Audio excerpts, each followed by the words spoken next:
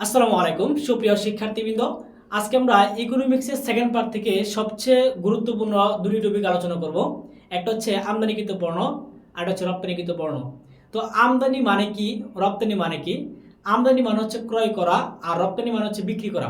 তো আমাদের প্রশ্ন হচ্ছে এখানে যে বাংলাদেশের আমদানিকৃত পণ্য আর রপ্তানিকৃত পণ্য বলতে কি বুঝো? এটা এক্সাম্পল মানে উদাহরণ সহ কি কি পণ্য আমদানি করা হয়, কি কি পণ্য রপ্তানি করা হয়, এই প্রত্যেকটা উদাহরণ সহ আমরা দেখব।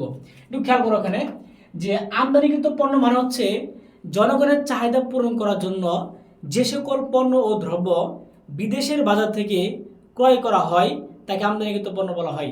আর রপ্তানিকৃত পণ্য মানে হচ্ছে রপ্তানি মানে বিক্রি করা, তার মানে দেশের জনগণের চাহিদা পূরণ করার পর অতিরিক্ত যে পণ্যগুলো থাকবে এই অতিরিক্ত পণ্যগুলা বিদেশের বাজারে বিক্রি করাকে রপ্তানিকৃত পণ্য বলা হয়। তাহলে আমরা একটা এক্সাম্পল দেখি এখানে যে আমদানিকৃত পণ্য কোনগুলা আর রপ্তানিকৃত পণ্য কোনগুলা।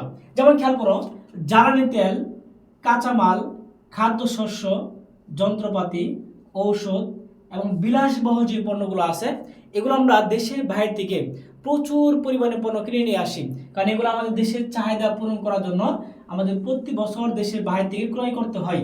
তারপর দেখো রপ্তানিকৃত মানে হচ্ছে বিক্রি করা। এই পণ্যগুলা আমাদের দেশের জনগণ বুক করার পর অতিরিক্ত অংশ আমরা বিদেশের বাজারে বিক্রি করে দিই। যেমন হচ্ছে পোশাক, তারপর হচ্ছে পাট, ইলিশ, চামড়া, সিরামিক সামগ্রী, হস্তশিল্প। তো বিশেষ করে সবচেয়ে বেশি গুরুত্বপূর্ণ ভূমিকা রাখছে একমাত্র হচ্ছে পোশাক, তারপর বলতে পারো ইলিশ। তো এগুলো হচ্ছে আমাদের আমদানিকৃত এবং রপ্তানিকৃত পণ্যের তালিকা। তো তোমাদের একটা বিষয় বলতে চাচ্ছি, তা হচ্ছে যে আমাদের অর্থনীতি অফলাইন এবং অনলাইন বেসে ভর্তি চলছে। বিশেষ করে আমরা সামনের মাসে অনলাইন বেস শুরু করব। তো অল্প অ্যামাউন্টে যারা অনলাইন বেসে ভর্তি হতে চাও অবশ্যই স্ক্রিনে দেওয়া নাম্বারে যোগাযোগ করবা।